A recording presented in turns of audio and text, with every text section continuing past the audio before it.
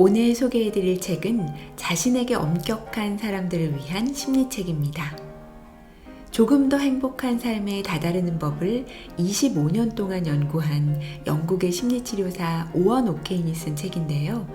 이 작가는 행복을 이야기할 때 행복은 어떤 것입니다 라는 분명한 정의를 내리고 싶지 않다고 말합니다. 그 누구도 행복을 정의할 수 없기 때문이라고요. 우리가 원하는 행복은 그저 걱정과 우울의 그늘에서 벗어나 조금 더 즐겁고 명랑하고 기분 좋은 하루를 보내는 것, 딱 이 정도인데요. 이 책을 읽으면서 여러분이 조금 더 행복에 가까워질 수 있기를 바랍니다. 그럼 책 속으로 들어가 볼까요?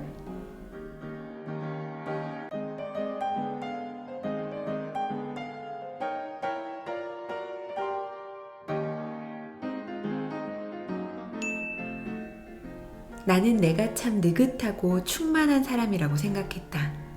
매사 서두르는 법이 없었고 20년이 넘는 세월 동안 사람들의 마음을 차분히 듣는 일을 했으니 그렇게 생각하는 게 어쩌면 당연하다. 하지만 얼마 가지 못해 나는 그 생각이 잘못되었음을 깨달았다.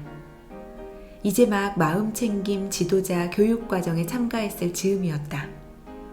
교육은 총 9일 동안 아침 일찍 시작해 밤 10시가 넘어서 끝나는 일정으로 진행되었다. 마음챙김을 수련하는 곳답게 식사도 말없이 이루어졌고 장소도 한적하고 아름다운 시골이었던 터라 온종일 평온한 상태를 유지하며 마음챙김을 수행하기 안성맞춤이었다. 당시 우리의 코치는 심리치료와 마음챙김 분야에서 매우 존경받는 멜레니 펜넬이었다. 당시 마음챙김을 수련하던 내게 그녀가 자주 말하던 그냥 알아차리기만 해도 충분합니다 라는 문장은 아주 큰 영향을 주었다. 조용하고 평온한 환경, 훌륭한 코치까지 갖춰졌지만 어쩐지 평온함은 쉽게 찾아오지 않았다. 마음챙김 수련이 이어지는 9일 동안 이상스레 마음속 잡념이 끊이지 않았다. 나는 고요함이 만들어준 여유를 틈타 새로운 걱정거리를 생각해내거나 쓸데없는 계획을 세우기 시작했다. 혹은 미래를 상상하거나 과거를 떠올렸다. 그것도 아니면 오늘 저녁엔 뭐가 나올까? 다른 참가자들은 대체 뭐하고 있을까? 궁금해지기 시작했다.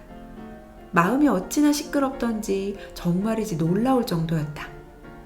지금까지 스스로가 무척 차분한 사람인 줄 알았는데 마음속이 잡념으로 가득 차서 빠른 속도로 돌아가다 보니 이걸 대체 어떻게 멈추어야 할지 몰라 오히려 당황스러웠다.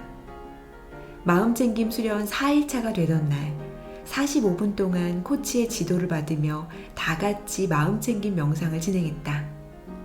당시 명상의 주제는 연민이었는데 무척 고대했던 명상 시간이었기에 반드시 완벽하고 평화로운 시간이 되도록 하겠다고 다짐한 터였다. 하지만 이 시간 역시 마음먹은 대로 흘러가지 않았다. 명상이 시작되기도 전에 우선 내 자리가 문에서 가까워 짜증이 났다. 일찍 와서 좋은 자리를 맡으려고 했는데 늦게 온 탓에 문가 쪽 자리에 앉을 수밖에 없었다. 그렇게 한심하다 진짜. 여기까지 와서 늦으면 어떡해 라는 자책이 시작되었다. 그렇게 한동안 좋은 자리 하나 맡지 못한 자신에 대한 야유를 쏟아냈고 오늘의 명상 주제였던 연민의 태도는 내 머릿속에서 사라진 지 오래였다.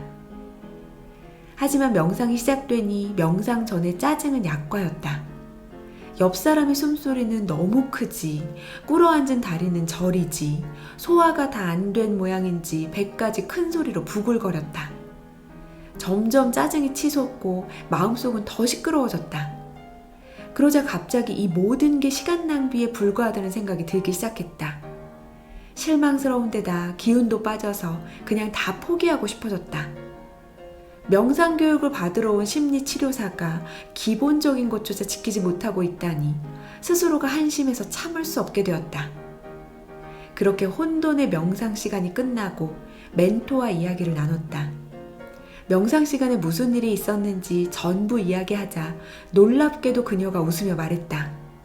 와, 정말 훌륭한 명상을 했네요. 어리둥절했다. 대체 어디가 훌륭한 명상이라는 거지? 멘토의 설명은 이러했다. 내가 내 마음을 알아차렸기에 훌륭한 명상이라고. 내 안에서 일어난 움직임과 좌절감을 전부 다 알아차리고도 명상을 멈추지 않았다는 것 자체만으로 이미 훌륭하다고 말이다. 만약 내가 수많은 생각과 짜증에 못 이겨 벌떡 일어나 그 방을 나가버렸다면 결과는 달라졌을 것이다. 하지만 나는 그 고민과 짜증을 알아차렸을 뿐 아니라 명상을 멈추지 않았다. 결국 멘토는 내가 무슨 생각을 하고 있는지 알아채는 것은 잘못이 아니며 그 생각들을 알아차렸다고 해서 꼭 무언가를 해야만 하는 것도 아니라고 했다. 그걸 깨닫는 순간 살면서 처음으로 커다란 자유를 느꼈다. 나에게 필요한 건 자책이 아니라 마음의 볼륨을 조절하는 방법이었다. 필요한 생각은 키우고 쓸데없는 생각은 흘려보내는 것. 이러한 마음의 볼륨을 잘 조절하기 위해 먼저 마음이 어떻게 작동하는지부터 알아보자. 우리가 살면서 느끼는 괴로움은 마음속에서 일어나는 생각과 관련이 있다. 우리가 느끼는 감정들은 실제로 어떤 일이 있었는지에 대한 사실보다 우리의 마음이 그 일을 어떻게 해석하느냐에 따라 달라지기 때문이다. 그렇기 때문에 같은 사건을 겪더라도 사람마다 다 다른 감정을 느낀다. 한 예로 나는 롤러코스터를 상당히 무서워하는데 내 파트너는 롤러코스터를 보면 사탕을 손에 쥔 아이처럼 기뻐한다. 이렇게 우리의 감정에 큰 영향을 주는 마음을 이해하지 못하거나 현명하게 다루지 못한다면 행복해지기 어렵다. 나의 오랜 내담자였던 닉을 처음 만났을 때 그는 쉽게 분노했으며 우울증도 앓고 있었다. 그의 이야기는 마음을 어떻게 해석하느냐에 따라 감정이 수만 가지의 방향으로 달라질 수 있다는 사실을 잘 보여준다. 어느 날 그는 자가용으로 출근하는 길에 철도와 도로가 교차하는 건널목에서 잠깐 차를 멈췄다. 차단 게이트가 내려오기 직전 바로 앞차가 길을 건넜고 닉의 차례가 돌아왔지만 그 순간 게이트가 내려와 건널 수 없었다. 기차가 지날 때 차량의 진입을 차단하는 것은 아주 당연한 일이지만 순간 닉은 화가 치밀었다. 바로 차에서 내려 이미 지나간 앞차를 향해 고래고래 소리를 질렀다. 야 임마, 네가 느려 터져서 뒷차들이 빠르게 못 가잖아. 라며 앞차를 향해 욕하기 시작했다. 그래도 분이 풀리지 않았는지 차단 게이트를 발로 차고 다시 차에 올라탄 후 기차가 지나가고 게이트가 올라갈 때까지 쉬지 않고 경적을 울렸다. 닉은 그때를 회상하면서 금방이라도 폭발할 것 같은 기분을 느꼈다고 했다. 빨리 목적지에 도착하고 싶은 마음과 짜증이 한데 모여 운도 더럽게 없지. 하필 내 앞에서 막힐 게 뭐람? 앞차가 느려 터져서 이렇게 된 거야. 나였으면 진작 지나가고도 남았을 텐데 억울해. 왜 항상 기차가 우선이지? 같은 마음의 소리를 뿜어냈다. 그리고 닉은 그 마음의 소리들에 반응했고 참을 수 없는 분노에 휩싸인 채 차에서 뛰어내려 소리를 지르고 쉴 새 없이 경적을 울렸던 것이다. 만약 그에게 그런 소리를 흘려보낼 수 있는 마음의 여유가 있었다면 어땠을까? 아, 내 앞에서 걸렸네. 기다리지 뭐. 무리해서 지나갔다면 사고가 났을 거야. 앞차가 다 지나간 다음에 차단기가 내려와서 다행이네. 라는 생각과 함께 마음의 동요 없이 조용하게 지나갔을 것이다. 닉은 지금까지도 꾸준히 마음의 여유를 갖는 연습을 하고 있다. 순간 피어오르는 생각들을 그냥 흘려보낼 것. 이 문장에 집중하며 꾸준히 실천해 지금은 아주 많이 나아졌다. 이렇듯 마음속에 떠오르는 모든 잡념에 일일이 반응하면 이성적이고 합리적인 선택을 할 수 없게 된다. 따라서 우리는 자신의 마음에 휘둘리지 않도록 통제권을 가져오는 법을 배워야 한다. 그렇다면 나쁜 생각들은 어디서 오는 것일까? 신경과학 연구에 따르면 우리는 하루에 6만에서 8만 가지 생각을 하고 그중 60에서 70%가 부정적인 특징을 띈다고 한다. 여기서 부정적인의 의미는 방어적이란 뜻을 내포하고 있는데 원시시대에는 이런 방어적인 생각이 포식자로부터 우리를 안전하게 지켜주었기 때문이다. 예를 들어 예측 불가능한 자연재해와 온갖 맹수들로부터 스스로를 지킬 수단이 많지 않았던 과거에는 본능적으로 튀어오르는 방어적인 생각들이 위험을 감지하고 우리 스스로를 지키는데 큰 도움을 주었을 것이다. 하지만 이제는 이런 생각들이 더 이상 우리의 안전에 필요하지 않으니 과잉 반응할 경우 문제가 생기게 된다. 이런 생각은 대체로 자동적으로 떠오른다. 내가 경험했던 것, 그리고 나를 둘러싼 문화, 규칙, 믿음, 선입견 등과 아주 밀접하게 연결되어 순간적으로 툭 하고 튀어나온다. 간단히 말해서 생각이란 굳어진 사고방식 속에서 떠오르는 것으로 쉽게 없앨 수도 막아낼 수도 없다. 하지만 불안해할 필요는 없다. 모든 습관이 그렇듯 생각의 습관도 없앨 수 있다. 우리에게 아무런 도움이 되지 않는 생각 유형들을 살펴보자. 난 아마 못할 거야. 나보다 잘하는 사람이 훨씬 많을 거야. 난 왜 이 모양이지? 이렇게 해서 잘 될 리가 없어. 정말 모든 게 끔찍하다. 보기만 해도 괴로운 이 생각들은 과연 마음에 어떤 영향을 끼칠까? 마음속에서 나는 못해 라고 계속해서 외친다면 아마 그 어떤 위험도 무릅쓰려고 하지 않을 것이다. 또 스스로를 부족한 사람이라고 생각한다면 실제로 함께 일하는 사람들에게 나는 부족하다는 분위기를 전달하게 된다. 잘 될 리가 없다는 생각은 긍정적이고 행복한 일들을 더 이상 보지 못하게 만든다. 모든 것이 끔찍하다는 생각은 실제로 모든 것을 끔찍하게 바꿔놓을 것이다. 이런 부정적인 사고방식은 생각 그 자체로 우리의 현재를 망칠 수 있다. 다시 한번 말하지만 생각은 대부분 사실이 아닌 단순한 생각에 불과하다. 실제로 일어난 일도 일어날 일도 아니다. 따라서 이런 부정적인 생각에 우리가 어떻게 반응할 것인지가 이런 잡념들에서 벗어나 조금 더 행복해지는 법의 핵심이다. 생각을 절대적 진리라고 믿으면 시련이 시작되고 행복은 멀어진다. 생각을 전부 다 믿지 않고 내려놓을 수도 있다는 사실을 깨달으면 훨씬 자유로워질 수 있다. 우리는 지금까지 행복에 한 걸음 가까워지는 방법에 대해 알아봤다. 부정적인 생각의 습관을 바꿀 것. 그렇다면 어떻게 하면 바꿀 수 있는지 그 문제가 남는다. 하루에도 수십 번 생각이 바뀌는 인간을 생각하면 생각의 습관과 패턴을 바꾸는 것이 상당히 어렵고 불가능한 일처럼 느껴질지도 모르겠다.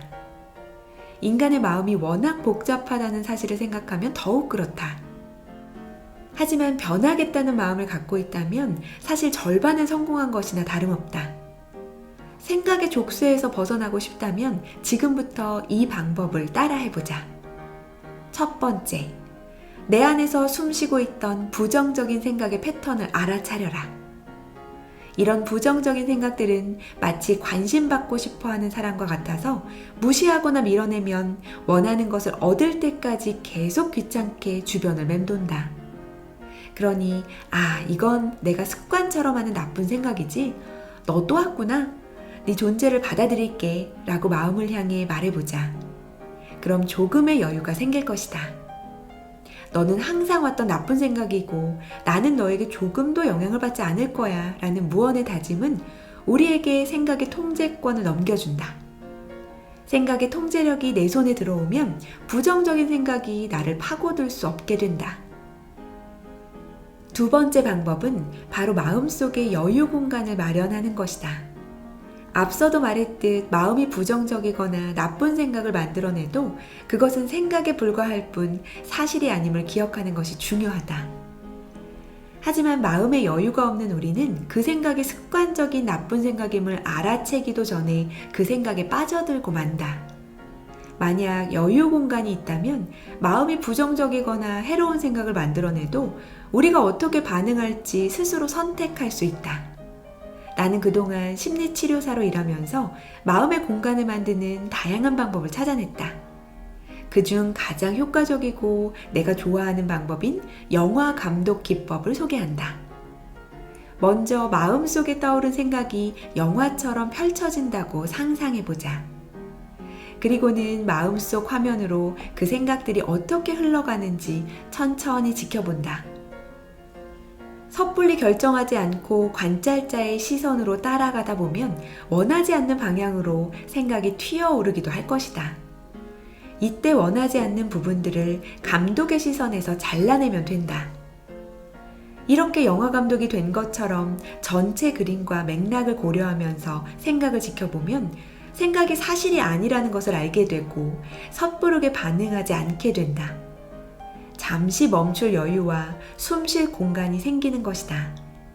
이 공간이 있다면 지나치게 생각에 매몰되지 않고 내려놓을 수 있게 된다. 부디 생각에 휘둘리지 않고 영화 감독처럼 마음을 연출할 수 있도록 연습을 해보자. 세 번째 방법은 생각의 증거를 찾아보는 것이다. 부정적인 생각은 예고 없이 마음에서 빚어지곤 하는데 대개 스스로에게 가혹한 생각들인 경우가 많다. 난 쓰레기야. 난 너무 한심해. 난 참 못생겼다. 난 애가 왜 이렇게 멍청할까? 와 같은 자신을 깎아내리는 생각들이다. 만약 이 생각들이 사실이라면 이 생각의 증거는 어디에 있을까? 아마 뚜렷한 증거를 내놓지 못할 것이다.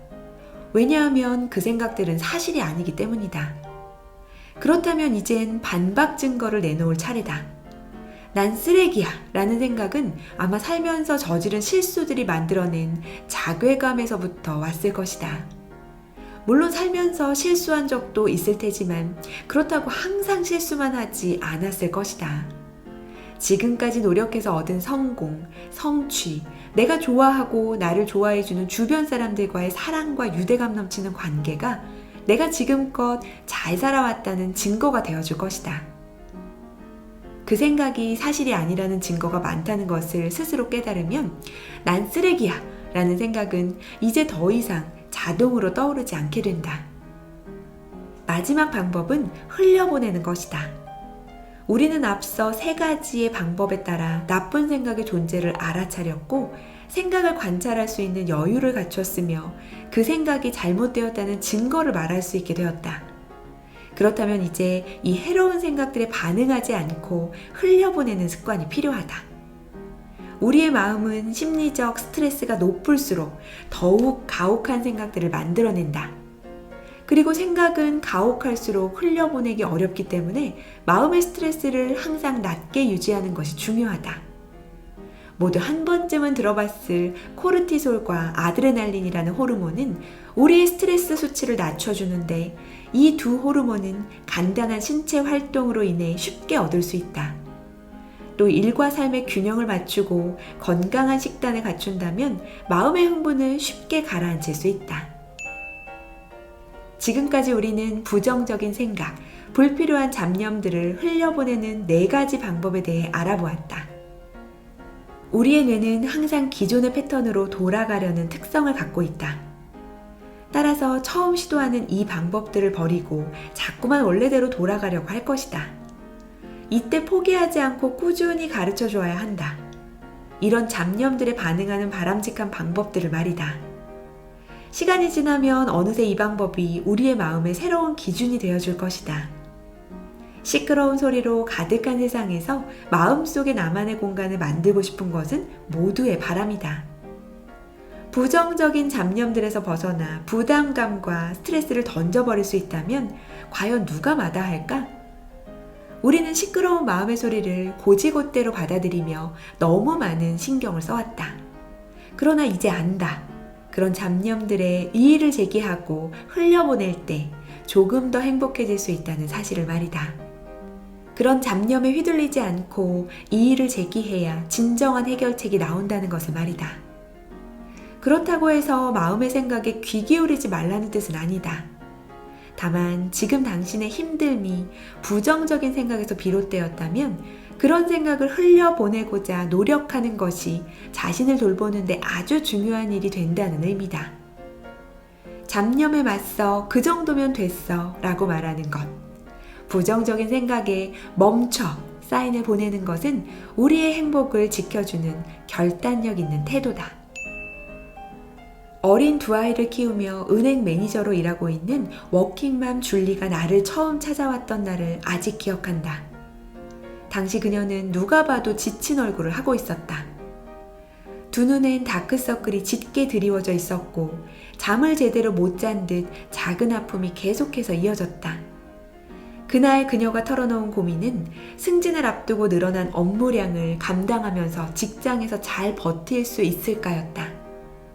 줄리는 한눈에 봐도 유능한 회사원이자 사랑이 넘치는 엄마였다. 가족과 직장에 대해 이야기하는 걸 듣다 보면 가족을 사랑하는 만큼 일 역시 사랑하고 있다는 것이 느껴졌다. 직장에서 일이 늘어나 눈에 띄게 피곤함을 느낀다는 것 말고는 크게 문제가 없어 보였다. 그래서 우리는 시간 관리, 불필요한 업무 거절하는 법 등 실질적인 도움이 될 만한 솔루션들을 함께 고민했다. 사건이 터진 건 그녀를 4번째 만나던 날이었다. 줄리는 문을 열고 나를 보자마자 울음을 터뜨렸다. 그리고는 내리 15분 가까이 울기만 했다. 겨우 진정된 그녀에게 지금 마음이 어떤지 조심스럽게 물었다. 그러자 그녀는 말했다. 똑같아요. 제 마음이요. 해결해 보려고 노력해도 마음이 나아지질 않아요. 줄리의 이야기를 들어보니 소위 말하는 속 시끄러운 상황이 아주 오랫동안 이어진 것 같았다. 자신이 워킹맘이라서 아이한테 신경을 많이 못 쓰는 것 같고 승진의 부담 속에 일 처리도 예전 같지 않은 듯하고 이 모든 게 자신에게 문제가 있어서라는 자책이 끝도 없이 이어졌다. 누구보다 자신에게 엄격했던 그녀의 마음속 부정적인 생각들이 그녀를 좀먹고 있었다. 그녀는 울면서도 분명히 자기의 마음 상태가 어떤지를 얘기했다. 계속 잘못만 저지른 것 같아 선생님에게 쉬지 않고 혼나는 기분이라고 했다. 그런 생각을 물리치려고 발버둥 치느라 지칠 대로 지쳤다고 말하는 그녀의 모습에서 불안함마저 느껴졌다. 줄리의 괴로움 역시 외부에서 온 것이 아니라 끝도 없이 쏟아지는 마음의 소리에 제대로 반응하는 법을 몰랐기 때문에 생긴 것이었다. 그 순간 나는 줄리에게 물었다. 정말 당신은 나쁜 엄마, 나쁜 상사일까요? 그렇다면 당신을 사랑하는 아이와 당신을 믿고 따르는 팀원들은 왜 여전히 당신 곁에 있죠? 그들이 뭔가 잘못된 것일까요? 그건 그저 당신의 생각일 뿐 사실이 아니라는 것을 생각해 본 적이 있나요? 당연히 모든 질문의 대답은 아니오였다. 그 순간 줄리와의 상담은 새로운 길로 들어섰다. 그녀를 괴롭히는 엄격하고도 부정적인 생각에 주의를 덜 기울이는 것, 그 연습을 함께 하기로 했다. 앞서 소개한 4가지 방법을 실천하자 그녀는 몇 주 만에 눈에 띄게 좋아졌다.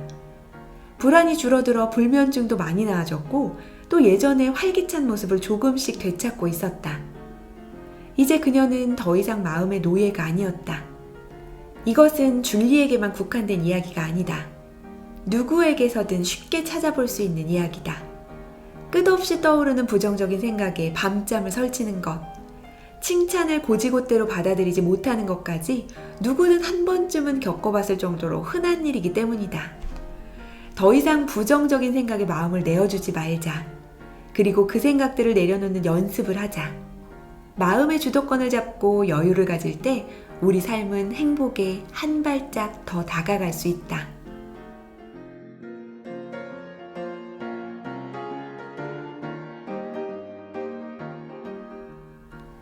이 책에서는 나를 괴롭히는 생각들을 내려놓으면 어제보다 오늘 조금 더 행복해진다고 했습니다.